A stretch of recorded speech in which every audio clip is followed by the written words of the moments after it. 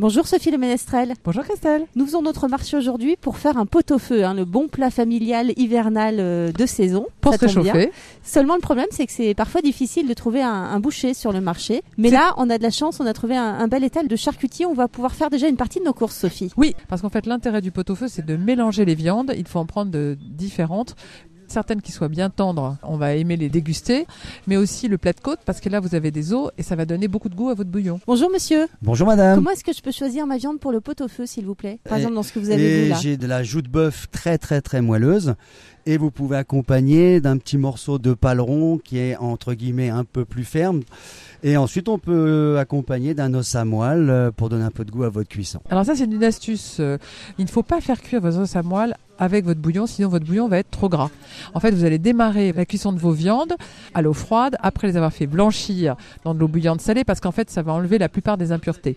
Ensuite, vous mettez ça dans de l'eau froide avec un bouquet garni et un oignon bien caramélisé piqué de 2 clous de girofle.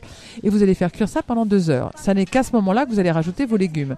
Et une fois que votre bouillon sera bien parfumé, vous prendrez un petit peu de ce bouillon pour faire pocher vos os à moelle dans une casserole à côté. Et les légumes dont vous parliez qu'on ajoute donc au bout de 2 heures de cuisson, c'est les carottes, c'est alors il y a plein de choses qu'on peut rajouter. On peut rajouter des navets.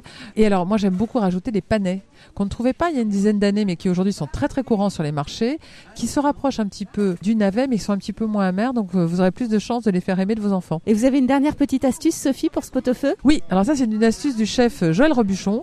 Vous avez intérêt à rajouter un petit peu de gingembre frais, quelques lamelles, 30 minutes avant la fin de votre pot-au-feu. Ça va donner à la fois du peps et du caractère à votre bouillon sans donner forcément une note asiatique. Mais les gens ne se rendront peut-être pas compte qu'il y a du gingembre, mais ils aimeront beaucoup le bouillon que vous pourrez déguster avant la viande. Eh bien, à nos fourneaux pour ce week-end par exemple, un bon pot-au-feu. Merci beaucoup Sophie Le Ménestrel. On en retrouve la recette évidemment sur votre site terroirdechef.com et vous on vous retrouve la semaine prochaine. À bientôt. À bientôt.